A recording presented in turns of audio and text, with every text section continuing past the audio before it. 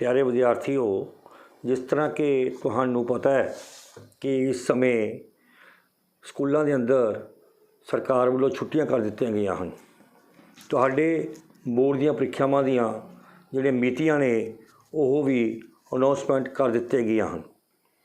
जिस संबंधी साडे इस चैनल ने बीड़ा चुक्या है कि तुहानू घर बैठे ही सबजैक्ट वाइज नोट्स दिते जान, जिन्हों तुसीं वेख के सुन के अपनी बोर्ड की परीक्षा की तैयारी कर सको। साडा मुख मकसद एको ही है कि तुहानू प्रपेयर करना बोर्ड की परीक्षावां बारे तैयारी करवानी, क्योंकि तुसीं जिस समय तुहानू कोई वीडियो दिती जाती है, वीडियो राही लैक्चर दिता जाता है, तो उस वीडियो नू शुरू तो लैके अखीर तक जरूर वेख्या करो, क्योंकि उस दे अंदर ही पूरा जिहड़ा लिंक बनिया हुंदा है।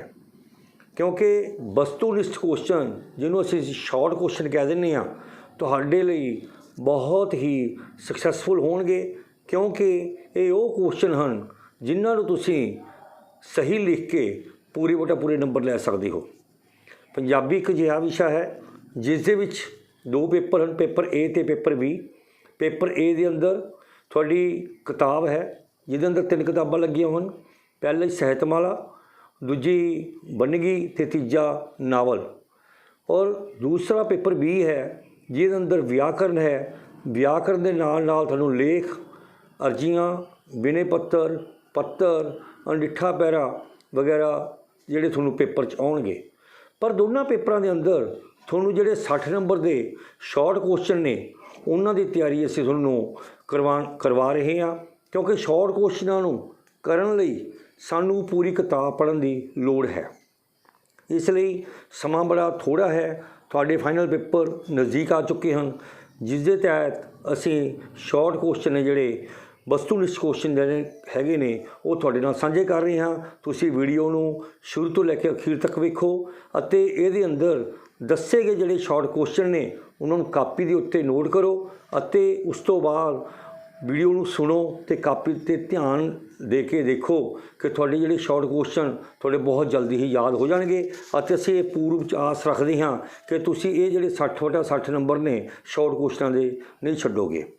जिस दे तहत अज आपां सहितमाला दे विच हाशम शाह कवि है, उसके जिहड़े क्वेश्चन ने तुहानूं शॉर्ट क्वेश्चन आने ने वो मैं तैयारी करवा रहा हाँ। तुसीं इस नूं बड़े ही ध्यान नाल सुनना है। पहला पार्ट है बोझ 94 प्रश्न। हाशम शाह की रचना किस काव्य भाग अधीन दर्ज है? ये साडा किस्सा काव्य है, क्योंकि हाशम है जिहड़ा ये किस्सा काव्य का कवि है। हाशम शाह की रचना किस प्रीत कथा का वर्णन करती है? ये जिहड़ी कथा हैगी सस्सी पुन्नू की जिहड़ी प्रीत कथा है उसनूं वर्णन करती है। पुन्नू काहदे उत्ते सवार सी? डाची उठ उत्ते। सस्सी दे नाजुक पैर किहो जिहे सन? गुलाब वर्गे। सस्सी पुन्नू की भाल कित्थे कर रही सी? सस्सी जिहड़ी पुन्नू की भाल मारूथल विच कर रही सी। इसी के तहत खाली थावां। सस्सी पुन्नू सस्सी नूं कित्थे कल्ली छड्ड के गया सी? ये हैगा साडा मारूथल दे विच। सस्सी दा लू लू डैश नूं पुकार रहा सी पुन्नू नूं। सस्सी दा मान डैश शहर नूं याद करके टुट गया, वो है भंबोर। सस्सी ने मारूथल विच डैश दी खातर जान गवाई पुन्नू। सस्सी दे दिल विच डैश दी तपस्सी इश्क दी। मिलान दे विच पार्ट ए है, पार्ट बी है। जिहड़ा साडा गर्द है इसनूं मिट्टी कहा जाता है, नाजुक कोमल हुंदा है। भंबोर सस्सी का शहर है। सुतर ये उठ है। शुकराना जिहड़ा असीं धन्नवाद लई वरतदे हाँ। सो प्यारे विद्यार्थियों, अगे सही गलत है। सस्सी पुन्नू नूं जंगल विच लभ रही सी? नहीं, सस्सी पुन्नू नूं मारूथल विच लभ रही सी, इस करके ये गलत है। पुन्नू सस्सी नूं सुत्ती पिया छड्ड गया सी, बिल्कुल ठीक है, सही है। सस्सी मारूथल विच पुन्नू दे उठदे पैरां दे निशान लभ रही सी, ये भी बिल्कुल सही है। किस्सा सस्सी पुन्नू बनगी पुस्तक ਵਿੱਚ ਦਰਜ ਹੈ, ਇਹ ਪੁਸਤਕ ਵੰਨਗੀ ਵਿੱਚ ਦਰਜ ਨਹੀਂ ਹੈਗੀ, ਇਹ ਸਾਡੀ ਸਾਹਿਤਮਾਲਾ ਵਿੱਚ ਦਰਜ ਹੈ। ਮਾਰੂਥਲ ਅੱਗ ਦੇ ਦਰਿਆ ਵਾਂਗ ਸੀ, ਬਿਲਕੁਲ ਸਹੀ ਹੈ। ਪੂਰੀ ਤਪਦੀ ਲੋਹ ਸੀ, ਮਿੱਟੀ ਪੂਰੀ ਤਪ ਰਹੀ ਸੀ, ਇਸ ਕਰਕੇ ਇਹ ਸਹੀ ਹੈ। ਅਗਲਾ ਜਿਹੜਾ ਪਾਰਟ ਆਣਾ ਹੈ, ਇਹਦੇ ਅੰਦਰ ਵਾਕ ਨੂੰ ਪੂਰਾ ਕਰੋ। ਜੇ ਜਾਣਾ ਛੱਡ ਜਾਣ ਸੁੱਤੀ ਨੂੰ, ਇੱਕ ਪਲ ਡੈਸ਼ ਡੈਸ਼ ਹੈ, ਪਲਕ ਨਾ ਝਮਕਾਂ। ਨਾਜ਼ੁਕ ਪੈਰ ਮਲੂਕ ਸੱਸੀ ਦੇ ਡੈਸ਼ ਹੈ, ਮਹਿੰਦੀ ਨਾਲ ਸ਼ਿੰਗਾਰੇ। ਆਤਸ਼ ਦਾ ਦਰਿਓ ਖਲੋਤਾ, ਥਲ ਡੈਸ਼ ਮਾਰੂ ਵੱਲ ਚਾਰੇ। ਹਾਸਮ ਵੇਖ ਯਕੀਨ ਸੱਸੀ ਦਾ, ਫੇਰ ਡੈਸ਼ ਨਹੀਂ ਦਿਲ ਹਾਰੇ। ਜੂੰ ਕਰ ਟੋਟ ਸ਼ਰਾਬੋ ਆਵੇ, ਫੇਰ ਉੱਤੇ ਵੱਲ ਬਹਿੰਦੀ। ਅੱਗੇ ਇੱਕ ਦੋ ਸ਼ਬਦਾਂ ਦੇ ਜਿਹੜੇ ਕੁਐਸਚਨ ਆਣੇ ਨੇ, ਉਹਨਾਂ ਦੇ ਅੰਦਰ ਹਾਸਮ ਸਾ ਕਿਸ ਕਾਵਿ ਧਾਰਾ ਦਾ ਕਵੀ ਹੈ? ਅਸੀਂ ਪਹਿਲੇ ਪਾਰਟਸ ਵੀ ਕੀਤਾ ਹੈ, ਇਹ ਕਿੱਸਾ ਕਾਵਿ ਧਾਰਾ ਦਾ ਕਵੀ ਹੈ। ਸੱਸੀ ਦੇ ਪ੍ਰੇਮੀ ਦਾ ਕੀ ਨਾਂ ਸੀ? ਸੱਸੀ ਦੇ ਜਿਹੜਾ ਪ੍ਰੇਮੀ ਦਾ ਨਾਂ ਪੁੰਨੂ ਸੀ। ਸੱਸੀ ਦੇ ਪੈਰ ਕਾਹਦੇ ਨਾਲ ਸ਼ਿੰਗਾਰੇ ਹੋਏ ਸਨ? ਸੱਸੀ ਦੇ ਪੈਰ ਮਹਿੰਦੀ ਨਾਲ ਸ਼ਿੰਗਾਰੇ ਹੋਏ ਸਨ। ਹਾਸਮ ਨੇ ਅੱਗ ਦਾ ਦਰਿਆ ਕਿਸ ਨੂੰ ਕਿਹਾ ਹੈ? ਤਪਦੇ ਮਾਰੂਥਲ ਨੂੰ। ਮਰਦੀ ਹੋਈ ਸੱਸੀ ਨੇ ਪੁੰਨੂ ਨੂੰ ਕੀ ਕਿਹਾ? ਉਹ ਖੁਸ਼ ਰਹੇ। ਸੋ ਇਸ ਪ੍ਰਕਾਰ ਇਹ ਜਿਹੜੇ ਸਾਡੇ ਸਾਹਿਤਮਾਲਾ ਦੇ ਅੰਦਰ ਦਰਜ ਜਿਹੜੀ ਸਾਡੀ ਕੀ ਕਹਿੰਦੇ ਨੇ ਕਵਿਤਾ ਪੋਟਰੀ ਭਾਗ ਹੈ, ਉਹਦੇ ਵਿੱਚ ਨੇ ਇਹ ਉਹ ਕੁਐਸਚਨ ਨੇ ਜਿਨ੍ਹਾਂ ਨੂੰ ਤੁਸੀਂ ਬੜੇ ਧਿਆਨ ਨਾਲ ਸੁਣਨਾ ਹੈ ਅਤੇ ਸੁਣ ਕੇ ਇਹਨਾਂ ਦੇ ਉੱਤਰ ਨੇ ਜਿਹੜੇ ਤੁਸੀਂ ਯਾਦ ਕਰਨੇ ਨੇ। ਹੁਣ ਵੰਨਗੀ ਭਾਗ ਦੇ ਵਿੱਚ ਕਹਾਣੀ ਹੈ ਬਾਗੀ ਦੀ ਧੀ।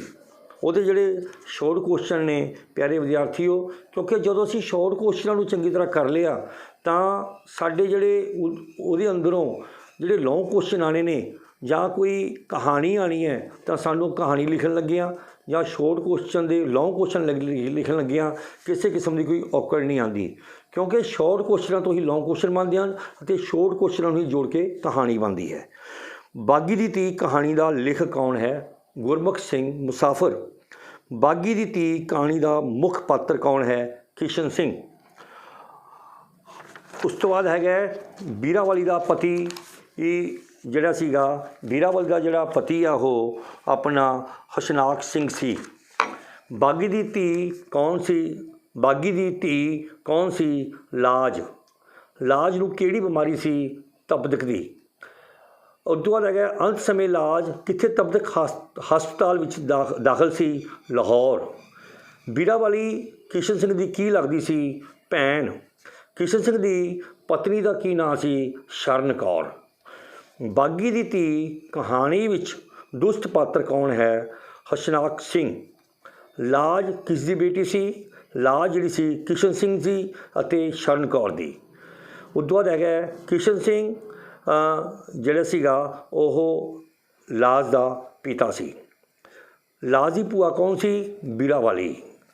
ਕਿਸ਼ਨ ਸਿੰਘ ਦੀ ਗ੍ਰਿਫਤਾਰੀ ਸਮੇਂ ਲਾਜ ਨੂੰ ਕਿੰਨਾ ਬੁਖਾਰ ਸੀ? 102 ਡਿਗਰੀ। ਕੌਮੀ ਝੰਡਾ ਕਿਸ ਦੇ ਹੱਥ ਵਿੱਚ ਫੜਿਆ ਹੋਇਆ ਸੀ? ਸ਼ਰਨ ਕੌਰ ਦੇ। ਅੱਗੇ ਕਿਸ਼ਨ ਸਿੰਘ ਨੂੰ ਕੈਦ ਕਿੰਨੀ ਹੋਈ ਸੀ? 3 ਸਾਲ ਦੀ। ਹਸ਼ਨਾਕ ਸਿੰਘ ਨੂੰ ਫੌਜ ਵਿੱਚ ਕੀ ਬਣਨ ਦੀ ਆਸ ਸੀ? ਸੂਬੇਦਾਰ ਮੇਜਰ।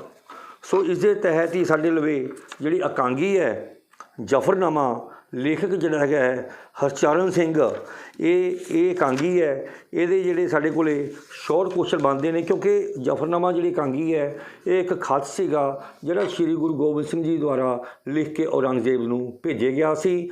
ਔਰ ਇਹ ਪੱਤਰ ਜਦੋਂ ਔਰੰਗਜ਼ੇਬ ਨੇ ਸੁਣਿਆ ਸੀ, ਪੜ੍ਹਿਆ ਸੀ, ਪੜ੍ਹਾਇਆ ਗਿਆ ਤਾਂ ਉਹਨੂੰ ਇੱਕ ਖੌਫਨਾਕ ਜਿਹੜਾ ਸੁਪਨਾ ਸੀਗਾ ਆਇਆ ਕਿ ਜੋ ਕੁਛ ਹੋ ਰਿਹਾ ਇਹ ਮੈਂ ਠੀਕ ਨਹੀਂ ਕਰ ਰਿਹਾ, ਜਿਸ ਦੇ ਤਹਿਤ ਕੁਝ ਕੁਐਸਚਨ ਨੇ ਕਿ ਜ਼ਫਰਨਾਮਾ ਇਕਾਂਗੀ ਦਾ ਜਿਹੜਾ ਲੇਖਕ ਕੌਣ ਹੈ? ਡਾਕਟਰ ਹਰਚਰਨ ਸਿੰਘ। ਜ਼ਫਰਨਾਮਾ ਇਕਾਂਗੀ ਵਿੱਚ ਜਿਹੜਾ ਮੁੱਖ ਪਾਤਰ ਹੈ ਉਹ ਕੌਣ ਹੈ? ਔਰੰਗਜ਼ੇਬ। ਜ਼ਫਰਨਾਮਾ ਇਕਾਂਗੀ ਦੀ ਘਟਨਾ ਦਾ ਸਮਾਂ ਕਿਹੜਾ ਹੈ? 1706 ਈਸਵੀ ਦਾ। ਜ਼ਫਰਨਾਮਾ ਇਕਾਂਗੀ ਦੀ ਘਟਨਾ ਦਾ ਸਥਾਨ ਕਿਹੜਾ ਹੈ? ਅਹਿਮਦਨਗਰ। ਜ਼ਫਰਨਾਮਾ ਇਕਾਂਗੀ ਦੀ ਘਟਨਾ ਕਿਹੜੇ ਵਕਤ ਵਾਪਰਦੀ ਹੈ? ਸਵੇਰ ਵੇਲੇ। ਔਰੰਗਜ਼ੇਬ ਨੂੰ ਜ਼ਫਰਨਾਮਾ ਕਿਸ ਨੇ ਲਿਖਿਆ ਸੀ? 10ਵੇਂ ਪਾਤਸ਼ਾਹ ਸ਼੍ਰੀ ਗੁਰੂ ਗੋਬਿੰਦ ਸਿੰਘ ਜੀ ਨੇ। ਸਿੱਖ ਮੁਗਲਾਂ ਦੀਆਂ ਫੌਜਾਂ ਨੂੰ ਕਿੱਥੇ ਹਾਰ ਦੇ ਚੁੱਕੇ ਸਨ? ਖਿਦਰਾਣੇ ਦੀ ਜਿਹੜੀ ਡਾਬ ਕੋਲ। ਔਰੰਗਜ਼ੇਬ ਦੀ ਬੇਟੀ ਦਾ ਨਾਂ ਕੀ ਸੀ? ਜਿੰਨ ਤੁਨ ਨਿਸਾ। औरंगजेब नूं पढ़ के नींद नहीं सी आ रही। की पढ़ के नींद नहीं सी आ रही? जफरनामा। औरंगजेब दी पत्नी इतलावी बेगम दा ਨਾਂ की सी? बेगम उदयपुरी। औरंगजेब दा जिहड़ा सीगा असद खान कौन सी? उहदा एक मित्र सी, दोस्त सी। श्री गुरु गोबिंद सिंह जी दे लिखे खत का की नाम सी? वो हैगा सी जफरनामा। औरंगजेब को जफरनामा कौन लैके आया सी? वो लैके आया सी भाई दया सिंह। गुरु तेग बहादुर जी के कतल का हुक्म किसने दिता सी? औरंगजेब ने। गुरु जी ने औरंगजेब नूं कित्थे मिलण लई पैगाम भेजिया सी? मालवे के कांगड़ नगर विखे। औरंगजेब के परिवार विच कौन कौन गुरु जी के हक विच बोलते सन? जिन्नत उन्नीसा ते शहजादा मुलज़म। बाबर ने किस अगे सिर झुकाया सी? वो तुसी हैगा पहली पातशाही श्री गुरु नानक देव जी अगे। औरंगजेब अपने दिल का राज किस कोल दसदा सी? असद खान कोल। सो प्यारे विद्यार्थियों, ये कुछ शॉर्ट क्वेश्चन ने जिहड़े साडे बनदे ने। ਇਹ ਹੁਣ ਇਹਨਾਂ ਦੇ ਵਿੱਚ ਹੀ ਸਾਨੂੰ ਜਿਹੜੀ ਵਾਰਤਾਲਾਪ ਪੁੱਛੀ ਜਾਂਦੀ ਹੈ ਕਿ 3 ਨੰਬਰ ਦੀ ਸਾਡੀ ਜਿਹੜੀ ਵਾਰਤਾਲਾਪ ਹੈ, ਔਰੰਗਜ਼ੇਬ ਜਿਹੜਾ ਸਾਡਾ ਹੈਗਾ ਜਫਰਨਾਮਾ ਕਾਂਗੀ ਹੈ, ਉਹਦੇ ਅੰਦਰ ਕੀ ਹੈ? ਮੈਂ ਵਾਰਤਾਲਾਪ ਬੋਲਾਂਗਾ ਪਹਿਲਾਂ, ਫਿਰ ਉਹਦੇ ਅੰਦਰ ਜਿਹੜੇ ਆਏ ਹੋਏ ਕੁਐਸਚਨ ਨੇ ਉਹਨਾਂ ਦੇ ਆਨਸਰ ਕਰਾਂਗੇ। ਨਹੀਂ ਤੂੰ ਭੁਲੇਖੇ ਵਿੱਚ ਰਿਹਾ ਹੈ। ਅਸ਼ੋਕ ਤੇ ਅਕਬਰ ਵਾਂਗ ਲੋਕਾਂ ਦੇ ਦਿਲਾਂ ਨੂੰ ਜਿੱਤਣ ਨਾਲ ਰਾਜ ਦੀਆਂ ਨੀਹਾਂ ਹੁੰਦੀਆਂ ਹਨ। सिख, मराठे, राजपूत, संत, साधु, सिया, सूफी, कुल हिंदू जाति तेरी हुकूमत तो दुखी है। पहला क्वेश्चन आ गया है कि वार्तालाप किहड़ी कांगी चों है? ये वार्तालाप जिहड़ी साडी जफरनामा कांगी है। इसका लेखक कौन है? डॉक्टर हरचरण सिंह। ये शब्द किसने किस नूं कहे? ये आवाज़ ने औरंगजेब नूं कहे, क्योंकि ये इस कांगी दे विच जिहड़ी सूत्रधार है जिहड़ा वो आवाज़ के रूप दे विच मतलब कि औरंगजेब नाल गल्लां करदा है। राज दी नीहां किवें पक्कीआं हुंदियां हन? लोकां दे दिलां नूं जिੱਤਣ नाल। अशोक ते अकबर ने अपने राज दी नीहां किवें पक्कीआं कीतीआं सन? लोकां दा दिल जिੱਤ के। इस प्रकार प्यारे विद्यार्थियों, ये इस वार्तालाप दे विच 6 क्वेश्चन सी, 6 क्वेश्चन बनाए गए ने, जबकि 3 क्वेश्चन तुहानूं आउणगे 3 नंबर दे। अगला है अगली वार्तालाप, मेरा भी यही ख्याल है खास कासद नूं भेज के गुरु नूं सुलह सफाई लई इत्थे बुलाउंदा हां। उन्हां दी हिफाजत दा खातर खवाह इंतजाम करदा हां। जाओ मीर मुंशी और दया सिंह नूं दरबारे खास विच हाज़र करो, मैं तैयार होके जल्दी आउंदा। ये वार्तालाप जिहड़ी साडी हैगी, ये भी साडी जिहड़ी वार्तालाप हैगी जफरनामा अकांगी विचों है। इहदा जिहड़ा लेखक है डॉक्टर हरचरण सिंह है। अते ये जिहड़े शब्द ने औरंगजेब अपने हलाकार असद खान नूं कहंदा है। अते औरंगजेब जिहड़ा दरबारे खास विच ओह जिहड़ा दया सिंह नूं जिहड़ा हाज़र होण लई कहंदा है। प्यारे विद्यार्थियों, अगली जिहड़ी वार्तालाप हैगी, बेशक मैं उसके बाप तेग बहादुर के कतल का हुक्म दिता सी, मगर वह मुल्की मामला सी, पर वजीर खान ने मेरा नाम बदनाम किया है और इस्लाम की तौहीन की है। दस उसनूं क्या सज़ा दी जाए? क्योंकि ये जिहड़ा प्रभाव है उस समय की जिहड़ी बोली है, आपसी वार्तालाप हैगी, क्योंकि जिहड़ी कांगी है एक छोटा नाटक हुंदा हैगा। आपसी वार्तालाप है जिहड़ा वो बोली है जिहड़ी उस समय की बोली के अंदर लिखा जाता है, तां जो जदों खेडण लगियां पता लगे कि ये जिहड़ी उस समय जिहड़ी भाषा सीगी किस प्रकार की भाषा सी। ये जिहड़ी वार्तालाप है साडी ये जफरनामा कांगी विचों लिखी गई है। लेखक है डॉक्टर हरचरण सिंह। और ये शब्द जिहड़ा औरंगजेब अपने अहलकार असद खान कहंदा, क्योंकि पूरा डरिया हुंदा है जदों उसनूं खत मिलता है जफरनामे नूं जदों पढ़दा है तां वो नक डरिया हुंदा है। डर दे विच उसनूं रात नूं नींद नहीं आउंदी अते वो अपने मित्र असद खान नाल इहो जिहियां गल्लां करदा है। इन्हां सत्तरां विचले शब्द उसके बाप किस शख्सियत वाल इशारा करते हैं? ये उसका बाप जिहड़ा हैगा श्री गुरु गोबिंद सिंह जी के पिता श्री गुरु तेग बहादुर जी वाल इशारा करते हैं। ਵਜੀਦ ਖਾਨ ਨੇ ਔਰੰਗਜ਼ੇਬ ਦਾ ਨਾਂ ਕਿਵੇਂ ਬਦਨਾਮ ਕੀਤਾ ਹੈ? ਕੁਰਾਨ ਸ਼ਰੀਫ ਦੀਆਂ ਝੂਠੀਆਂ ਕਸਮਾਂ ਖਾ ਕੇ ਉਹਨੂੰ ਬਦਨਾਮ ਕੀਤਾ ਗਿਆ ਹੈ ਅਤੇ ਇਸ ਕਰਕੇ ਜਿਹੜਾ ਹੈਗਾ ਔਰੰਗਜ਼ੇਬ ਜਿਹੜਾ ਹੈਗਾ ਉਹਨੂੰ ਸਜ਼ਾ ਦੇਣ ਦੀਆਂ ਗੱਲਾਂ ਕਰਦਾ ਹੈ। ਅਗਲਾ ਵਾਰਤਾਲਾਪ ਹੈਗਾ ਸ਼ਾਹੀ ਮਹਿਲ ਵਿੱਚ ਨਾਚ, ਕਿਆ ਇਹਨਾਂ ਨੇ ਮੈਨੂੰ ਮੋਇਆ ਖਿਆਲ ਕਰ ਲਿਆ ਹੈ? ਬੰਦ ਕਰੋ ਇਹ ਨਾਚ ਔਰ ਸਾਜ਼। ਇਹ ਵਾਰਤਾਲਾਪ ਜ਼ਫਰਨਾਮਾ ਕਾਂਗੀ 'ਚੋਂ ਹੈ। ਲੇਖਕ ਡਾਕਟਰ ਚਰਨ ਸਿੰਘ ਹੈ। ਇਹ ਜਿਹੜਾ ਗੱਲਾਂ ਔਰੰਗਜ਼ੇਬ ਆਪਣੇ ਆਪ ਨਾਲ ਕਰਦਾ ਹੈ, ਕਿਉਂਕਿ ਉਸਨੇ ਜਿਹੜਾ ਜ਼ਫਰਨਾਮਾ ਪੱਤਰ ਪੜ੍ਹਿਆ ਹੈ ਉਸ ਨੂੰ ਜਦੋਂ ਘੋਖ ਪਰ ਦੇਖਦਾ ਹੈ ਕਿ ਇਹਦੇ ਵਿੱਚ ਸਾਰਾ ਕਸੂਰ ਮੇਰਾ ਹੈ ਤਾਂ ਉਹ ਆਪਣੇ ਆਪ ਨਾਲ ਗੱਲਾਂ ਕਰਦਾ ਹੈ, ਕਿਉਂਕਿ ਉਹਨੂੰ ਉਸ ਮਹਿਲ ਦੇ ਅੰਦਰ ਨਾਚ ਨੱਚਣ ਦੀਆਂ ਜਿਹੜੀਆਂ ਆਵਾਜ਼ਾਂ ਨੇ ਸੁਣਾਈ ਦਿੰਦੀਆਂ ਹਨ। ਸ਼ਾਹੀ ਮਹਿਲ ਵਿੱਚ ਕੌਣ ਖਿਲਾਫ ਹੈ ਨਾਚ ਦੇ? ਬਾਦਸ਼ਾਹ ਔਰੰਗਜ਼ੇਬ। ਬੁੱਢੇ ਬਾਦਸ਼ਾਹ, ਅਗਲੀ ਵਾਰਤਾਲਾਪ ਹੈਗੀ ਬੁੱਢੇ ਬਾਦਸ਼ਾਹ ਭੁੱਲ ਗਿਆ ਹੈ ਤੂੰ ਵੀ ਆਪਣੇ ਬਾਪ ਸ਼ਾਹ ਜਹਾਂ ਦੀ ਮੌਤ ਦੀ ਇੰਤਜ਼ਾਰ ਨਹੀਂ ਸੀ ਕੀਤੀ।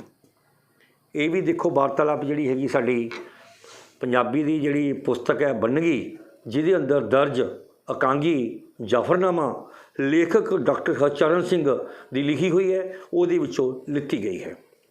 ਔਰ ਇਹ ਸ਼ਬਦ ਕੌਣ ਕਹਿੰਦਾ ਹੈ? ਇਹ ਫਿਰ ਆਵਾਜ਼ ਆ, ਜਿਹੜਾ ਸੂਤਰਧਾਰ ਹੈ ਆਵਾਜ਼ ਦੇ ਰੂਪ ਦੇ ਵਿੱਚ ਗੱਲ ਕਰ ਰਿਹਾ ਹੈ। ਇਹ ਆਵਾਜ਼ ਆ ਜਿਹੜੀ ਔਰੰਗਜ਼ੇਬ ਨੂੰ ਕਹਿ ਰਹੀ ਹੈ। ਉਸਨੇ ਕਿਸ ਦੀ ਮੌਤ ਦੀ ਉਡੀਕ ਨਹੀਂ ਕੀਤੀ? ਔਰੰਗਜ਼ੇਬ ਨੇ ਆਪਣੇ ਬਾਪ ਸ਼ਾਹ ਜਹਾਂ ਦੀ। ਸੋ ਪਿਆਰੇ ਵਿਦਿਆਰਥੀਓ, ਇਹ ਕੁਛ ਅਸੀਂ ਜਿਹੜੇ ਨੇ ਆਪਣਾ ਸ਼ਾਰਟ ਕੁਐਸਚਨ ਨੇ ਜਿਹੜੇ ਕੀਤੇ ਨੇ ਅੱਜ ਦੇ ਲੈਕਚਰ ਦੇ ਵਿੱਚ। ਤੁਸੀਂ ਇਸ ਨੂੰ ਸ਼ੁਰੂ ਤੋਂ ਲੈ ਕੇ ਅਖੀਰ ਤੱਕ ਸੁਣੋ। ਸੁਣਨ ਤੋਂ ਬਾਅਦ ਇਸ ਨੂੰ ਕਾਪੀ 'ਤੇ ਨੋਟ ਕਰੋ। ਕਾਪੀ 'ਤੇ ਜਦੋਂ ਤੁਸੀਂ ਨੋਟ ਕਰੋਗੇ ਤਾਂ ਜਦੋਂ ਦੂਜੀ ਵਾਰ ਸੁਣੋਗੇ ਕਾਪੀ ਨਾਲ ਪੜ੍ਹੋਗੇ ਤਾਂ ਥੋੜ੍ਹੇ ਜਿਹੜੇ ਸ਼ਾਰਟ ਕੁਐਸਚਨ ਨੇ ਥੋੜ੍ਹੇ ਯਾਦ ਹੋ ਜਾਣਗੇ। ਅਤੇ ਸਾਡਾ ਜਿਹੜਾ ਉਪਰਾਲਾ ਹੈ ਇਹੀ ਉਪਰਾਲਾ ਹੈ ਕਿ ਤੁਸੀਂ 10ਵੀਂ ਦੀ ਸ਼੍ਰੇਣੀ ਵਿੱਚੋਂ ਬਹੁਤ ਵਧੀਆ ਨੰਬਰ ਲੈ ਕੇ ਪਾਸ ਹੋ ਜਾਵੋ ਅਤੇ ਜੋ ਤੁਸੀਂ ਸੁਪਨੇ ਆਪਣੇ ਲਈ ਸਾਕਾਰ ਕੀਤੇ ਨੇ ਉਹਨਾਂ ਨੂੰ ਪੂਰੇ ਕਰ ਸਕੋ। ਵੀਡੀਓ ਚੰਗੀ ਲੱਗੇ ਇਸ ਨੂੰ ਲਾਈਕ ਕਰੋ, ਸ਼ੇਅਰ ਕਰੋ ਅਤੇ ਸਾਡੇ ਚੈਨਲ ਨੂੰ ਸਬਸਕ੍ਰਾਈਬ ਕਰੋ, ਤਾਂ ਜੋ ਅਸੀਂ ਜਿਹੜੇ ਸਾਡੇ ਦੁਆਰਾ ਜਿਹੜੀਆਂ ਹੋਰ ਵੀਡੀਓ ਬਣਾਈਆਂ ਗਈਆਂ ਨੇ ਜਾਂ ਬਣਾਈਆਂ ਜਾਣਗੀਆਂ ਉਹ ਤੁਹਾਡੇ ਕੋਲ ਸਿੱਧੇ ਰੂਪ 'ਚ ਪਹੁੰਚ ਸਕਣ। ਧੰਨਵਾਦ।